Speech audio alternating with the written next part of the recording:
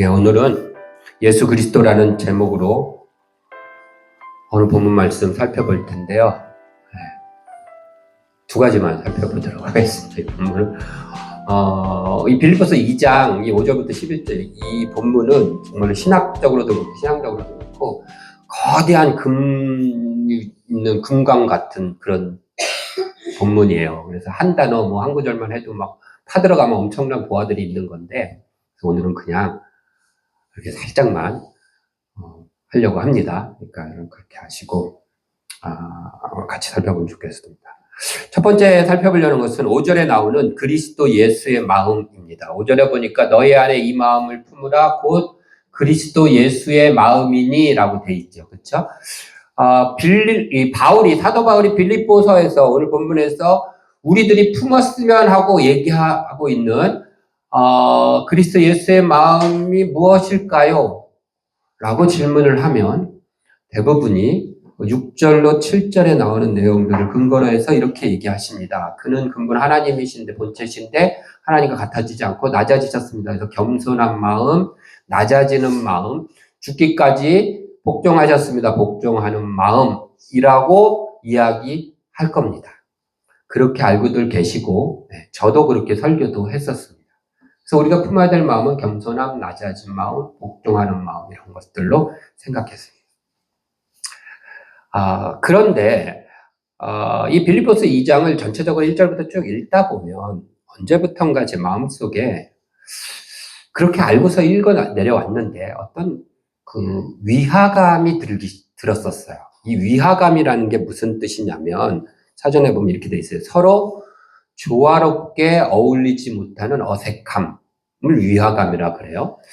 뭔가 조화롭지 않고 뭔가가 좀 어색한 마음이 들었어요. 쭉 읽다 보면. 그 이유는 9절부터 나오는 말씀 때문에 그래요. 9절에 보면 이러므로 하나님이 그를 지극히 높이셨다라고 돼 있어요. 근데 이게 좀 어색한 거예요. 왜냐하면 우리라면 맞아요. 우리가 겸손하면 하나님이 높이시잖아요. 우리가 낮아지면 우리가 높아지려고 안 하고 낮아지려고 할 때 하나님 높이시고 복종할 때 높이시는 게 맞아요. 근데 예수님은 원래 높은 분이세요. 원래 최고 높은 분이시라고요. 그러니까 예수님께서 겸손한 마음을 먹어서 하나님이 높이신 게 아니잖아요. 그분은 원래 높은 분이신 거예요. 그런데 왜 이러므로 이렇게 하니까 뭔가 좀 어색하고 안 맞는 느낌이 드는 거죠. 이해가 좀 공감이 되시나요? 그래서 뭔가 이상해 이런 생각이 들었어요. 잘못 해석하는 것 같다라는. 얼마 전에 그 인터넷에 있는 이런 글을 읽었어요. 이런 글이에요. 우리 다율이만한 초등학교 아들이 아빠한테 이제 대화를 나누는 거예요. 아빠, 엄마가 무슨 뜻인지 알아? 이랬어요. 뭔데? 엄청 무서운데 마음은 착한 사람이에요. 그래서 아빠가 그렇게 웃다가 그럼 아빠는 아들이 위험할 때 빠르게 달려오는 사람. 기특하잖아요. 아빠가 이렇게 딱 보고 있다가 아들한테 얘기합니다. 그럼 아들, 아버지가 무슨 뜻인지 알아? 그랬더니 아들이 뭔데? 아무리 힘들어도 버티고 지켜주는 사람이야. 그랬어요. 그랬더니 아들이 아빠 힘들어? 그런 거예요. 그러자 그 아빠가 아니? 그랬어요. 그랬더니 아들이 아빠 그러면 아들이 무슨 뜻인지 알아? 뭔데? 아빠가 힘들 때 들어주는 사람. 자, 이 이야기를 들으면서 저는 번뜩했어요. 이 이야기 쓴 사람이 하고 싶은 얘기가 뭐예요? 좋은 엄마가 되려면 엄마에게도 되지만 마음이 착해야 된다. 좋은 아빠가 되려면 아들한테 빨리 가야 되니까 달리기 연습을 해라. 이런 거 아니잖아요. 겸손해라, 낮아져라 이런 쪽이 아니라는 얘기예요. 여기서 하고 싶은 얘기는 따로 있잖아요. 이 부분도 그런 것 같은 거예요. 정말 바울이 지금 하고 싶은 얘기는 그런 쪽이 안 있다라는 거죠. 왜요? 지금 바울은 8절에서 뭐예요? 십자가의 죽으심이라 십자가를 얘기하고 있어요. 여러분, 십자가는 겸손이 아니에요. 십자가는 낭만적이지 않아요. 겸손함, 낮아짐, 이러지 않아요. 십자가는요, 채찍질, 피 흘린, 죄사함, 죽음이에요. 십자가는 결코 겸손의 모델이 아닙니다. 겸손의 모델을 되려면 예수님께서 제자들의 발을 씻긴 것을 얘기하면 돼요. 바울은 지금 십자가 얘기를 하잖아요. 십자가는 단 한 번도 낮아짐이나 겸손이나 복종의 모델로 나오지 않아요. 십자가는 피 흘림과 구원에 대한 상징인 거예요. 그러니까 우리가 십자가를 떠올리면서 겸손하면은 잘못 붙이는 거라고요. 어디 십자가 사건, 어디에 겸손이 있습니까? 예수님이 겸손하셔서 우리를 구원하셨어요? 아니에요. 피 흘리셔서 구원하셨다고요. 예수님이 낮아지셔서 우리를 구원하신 게 아니라 채찍질 맞고 죽으셔서 우리를 구원하신 거잖아요. 그러니까 십자가, 거기에는 겸손과 낮아진 복종 이런 것들이 들어갈 만한 자리는 없어요. 좀 너무 낭만적으로 우리가 십자가를 보는데 그렇지 않아요. 십자가는요, 거칠고 투박하고 뾰족뾰족 튀어나온 못판 위에 맨몸 덩어리로 던져진 것과 같은 그런 아픔과 그런 느낌이, 날카로움이 다가오는 게 십자가여야 된다라는 거예요.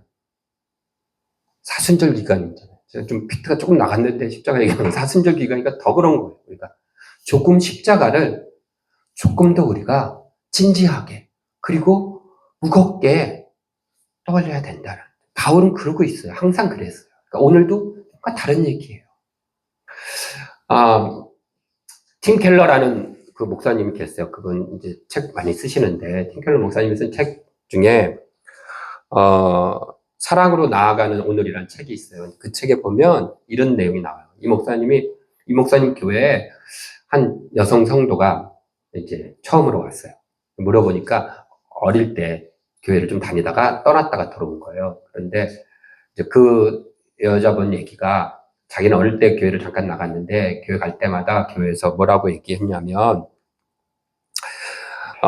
착하고 윤리적으로 살아야 하나님이 우리를 받아주신다. 이런 어린이냐니까 이런 얘기를 듣고서 이제 그 기억이 있는 거예요. 그랬는데 이 목사님이 설교를 하면서 그 자매한테 뭐라 그랬냐면, 예수 그리스도의 은혜로 말미암아 하나님 우리를 받아주시는 거다. 우리의 공로가 아니다. 이런 얘기를 이제 하신 거죠. 근데 이 자매가 그걸 막 듣고 나더니 이러더래요. 그거 참 무서운 말이네요. 그러더라는 거예요.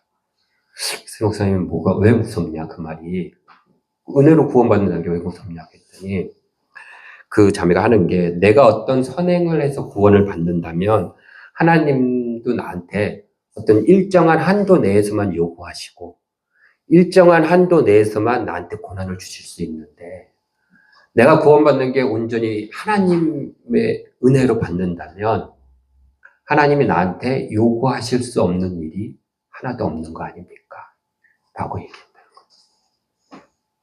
그러니까 우리가 너무 그 예수 그리스도의 은혜, 구원, 십자가 이것도 이 자매의 말처럼 좀 더 진지하게, 특별히 이 사순절 기간에는 우리가 좀 더 생각하고 묵상하고 나아갔으면 좋겠습니다. 네, 다시 원래대로 들어와서, 그러면 어떤 마음이냐, 우리의 품을 킬포인트가 뭐냐? 우리 아까 그 얘기에서, 아빠와 아들의 이야기에서 킬포인트가 뭐냐면 뭔 것 같아가 했더니, 제 생각에는 그 아빠 힘들어 그 한마디가 킬포인트였던 것 같아요. 그 전체 스토리 안에서 확 마음을 찍는. 그런데 이 본문에서는 뭘까 했을 때 10절에 보면 모든 무릎을 예수의 이름에 꿇게 하셨다라는 게 저는 주목해야 될 내용이라고 생각합니다. 왜냐하면 모든 무릎을 꿇게 하셨다. 여러분들, 우리가 몇 주 전에 히브리어 단어 하나를 배운 게 있어요. 기억나세요?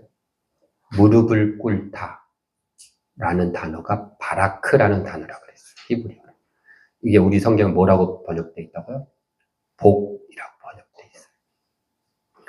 사도 바울은 유대인 중에 유대인이고요. 성경을 달달달 외우는 사람이에요. 몰랐을까요? 우리도 아는데 무릎을 꿇다라는 게 히브리어에서 그런 의미고, 하나님이 아브라함에게 얘기하셨던 복이 되라 하셨던 그건데 라는 거 충분히 생각하지 않았을까요? 결국 예수님은 모든 사람들로 하여금 무릎 꿇게 복이 되게 하기 위한 마음을 가지고 겸손하시고 낮아지시고 복종하시고 사도 바울이 말하고 있는 우리가 품었으면 하는 그리스도 예수의 마음은 그래서 내가 아닌 나뿐만 아니라 당신도 복이 되었으면 하는 마음을 품으라는 거예요. 그게 우리가 품어야 돼 진짜 마음이에요. 그 마음 품고 겸손하고 그 마음 품고 낮아지는 거예요. 내가 정말 내가 너 진짜 내가 보기에 너 별 볼 일 없지만 내가 더 뛰어났지만 내가 낮아지라고 하니까 그냥 낮아지는 척할게가 아니라 그 사람이 정말로 복이 되었으면 하는 마음으로 내가 낮아지는 거예요. 그래서 그런 생각을 갖고 다시 빌립보서 2장 1절부터 읽으면 상대방이 내가 아닌 상대방이 복이 되었으면 하는 마음으로 1절에 그러므로 그리스도 안에 무슨 권면이나 사랑의 무슨 위로나 권면을 할 때에도 그 마음으로 하고 사랑의 위로를 할 때에도 그 사람이 복이 되게 하는 마음으로 하는 거예요. 성령의 어떤 교제나 긍휼이나 자비가 있거든 그 마음으로 마음을 같이 하여 같은 사랑을 가지고 뜻을 합하여 한 마음을 품어 아무 일에든지 다툼이나 허영으로 하지 말고 오직 겸손한 마음으로 각각 뭐예요? 자기보다 남을 낮게 여긴 나보다 그 사람이 복이 되게 하는 마음으로 하는 거예요. 그래서 각각 자기 일을 돌볼 뿐만 아니라 또한 어떻게 하래요? 각각 다른 사람의 일을 돌보는 거예요. 그래서 그 이야기 끝에 나온 것이 5절이 너희 안에 이 마음을 품으라 해요. 그냥 뜬금없이 너희 안에 이 마음 품어가 아니라 이 1절부터 4절의 내용을 해놓고 그러기 위해서 어떤 마음을 이 마음 품으라는 거예요. 뭘 하든지 간에 그 사람이 복다. 고린도서에 뭐예요? 사랑이 없으면 아무것도 아니래잖아요. 사랑의 마음을 가져야지 구제나 긍휼이나 다 되는 거잖아요. 그것처럼 지금 바울은 동일하게 모든 무릎이 꿇어지는 복되는 상대방이 복되게 하는 그 마음으로 권면하고 하라는 거예요. 그게 우리가 품어야 될 그리스도의 마음이라고 생각합니다. 우리 진리나눔 교회는 이 그리스도의 마음으로 그래서 그렇게 하시기 위해서 십자가를 지셨던 그 그리스도를 생각하며 살아가는 우리들이 되었으면 좋겠습니다. 네, 한 가지 더 살펴보도록 하겠습니다. 하나 더 살펴볼 것은 오늘 우리 설교의 제목처럼 예수 그리스도입니다. 11절에 보니까 11절 다 같이 읽겠습니다. 시작. 모든 입으로 예수 그리스도를 주라 시인하여 하나님 아버지께 영광을 돌리게 하셨느니라. 아멘. 누가 이렇게 하셨다는 거죠? 예? 누가 하셨다는 거죠? 예수님이 하셨을까요? 하나님이 하셨을까요? 하나님이 하신 거예요. 하나님이 스스로가 하나님께 영광 돌리게 하신 거예요. 자, 근데 생각해 봅시다. 예수 그리스도라고 돼 있잖아요. 11절에. 5절에는 뭐라고 돼 있어요? 그리스도 예수라고 돼 있어요. 무슨 차이가 있을까요? 5절에는 그리스도 예수의 마음이라고 그랬잖아요. 그런데 11절에 보니까 뭐라 그래요? 예수 그리스도라고 그래요.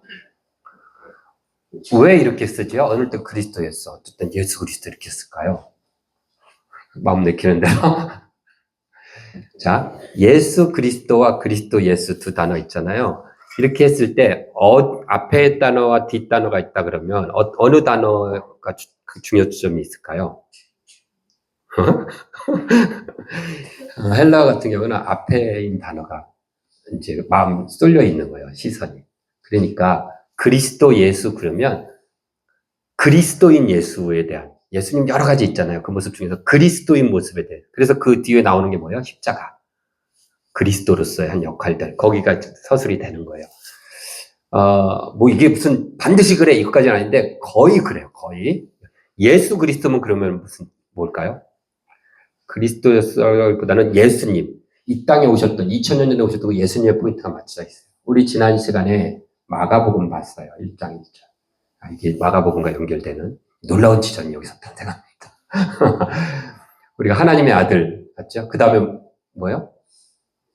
예수 그리스도예요. 그리스도 예수가 아니라. 그러면 마가복음에서 그려지고 있는 예수님의 그 모습은 십자가의 모습 이런 것들 속에서 어떤가요? 그 예수, 이 땅에 오셨던 그 예수에 초점이 맞춰진 것을 쓰겠다라는 거예요. 이게 어떻게 이해하셔야 되냐면 우리는 그리스도라는 말을 누구한테만 써요? 그리스도 그러면 누구 떠올라요? 예수님. 미국에 가서 물어보면 뭐라고 대답할까요? 예수님. 전쟁이 일어났는데 이스라엘 가서 물어보면 뭐라고 할까요? 몰라요. 무슨 얘기 하려냐면 이스라엘 사람들은 이 당시 특히 그리스도가 많았어요.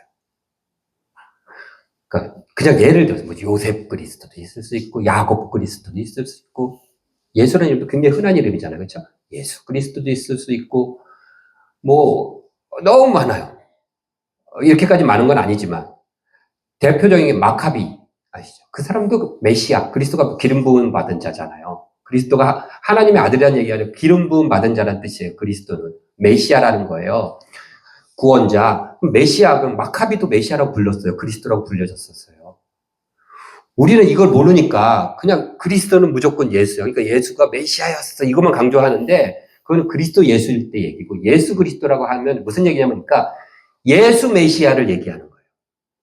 요셉 메시아가 아니라 마카비 메시아가 아니라 예수 메시아라고요. 그 예수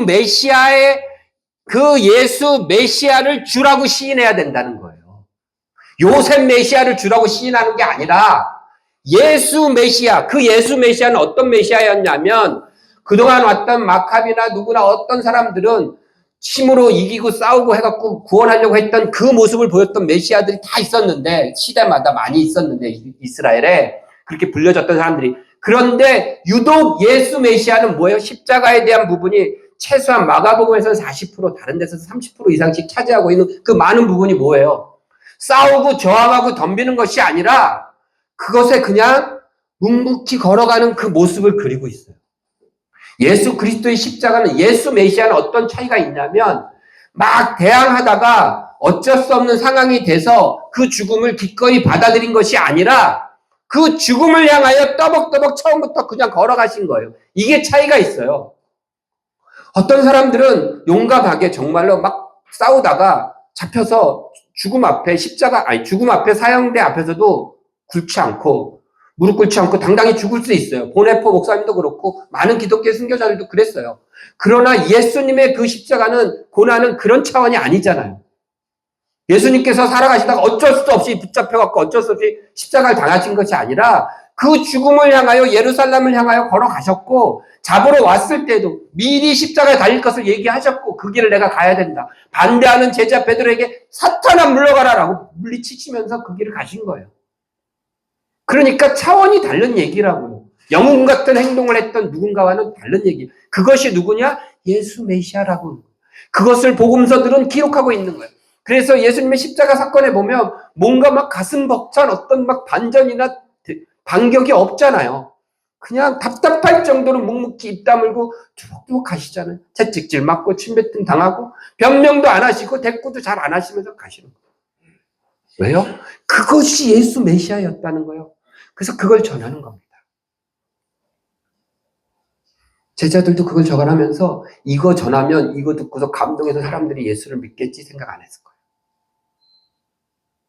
그런데 놀라운 일이 벌어졌다는 거예요. 어떻게요? 누가 그 예수를 주라 시인하게 하셨다고요? 아까? 하나님이. 저와 여러분들이 예수를 믿는 게 예수 그리스도의 복음서의 내용을 보면서 야 이렇게 위대한 사람이 있어. 내가 이분을 믿어야지. 이분이 나의 주인이야. 이렇게 안 하잖아요. 하나님이 그렇게 고백하도록 우리를 움직이셨다라는 거예요. 우리가 예수님 이름 앞에 무릎 꿇을 때, 또 예수 그리스도의 그 예수 그리스도를 주라고 시인할 때 하나님이 움직이신다라는 거예요. 그거는 처음 우리가 그랬을 때뿐만 아니라 지금도 우리가 예수 그리스도를 주라 시인하고 무릎 꿇을 때 그때마다 누가? 하나님이 움직이시는 거예요. 그 일을, 그렇게 되도록 하기 위한 일을 누가? 예수 그리스도가 십자가에서 하신 거예요. 우리가 알고 있는 그 예수 그리스도가. 그래서 그것이 복음인 겁니다.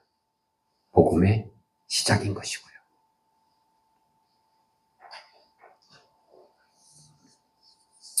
말씀 정리할까요? 오늘 우리가 살펴본 것보다도 몇만 배 심각하고 깊은 말씀이 묻어있는 이 귀한 말씀인데 오늘 두 가지 봤습니다. 하나는 우리가 품어야 될 그리스도의 마음. 뭐예요? 복되게 하시려는 그 예수의 마음처럼 우리도 나뿐만 아니라 다른 사람들을 복되게 하려는 마음으로 겸손하고요. 낮아지기도 하고 때로는 복종하기도 하고 권면도 하고 이러면서 살아가는 저와 여러분들이 되었으면 좋겠습니다. 또 한 가지 우리가 그 예수 그리스도를 주로 고백하고 무릎 꿇을 때 하나님이 움직이고 계시다라는 것 반드시 기억하면 좋겠습니다. 그래서 우리가 주님 주 예수여 할 때마다 하나님께서 막 하나님의 보좌가 막 움직이시는 거예요. 왜? 이러시죠. 좀 그 생각만으로도 가슴 벅차고 그런 것 같습니다. 그런 믿음으로 살아가는 우리들이 되었으면 좋겠습니다. 기도하겠습니다.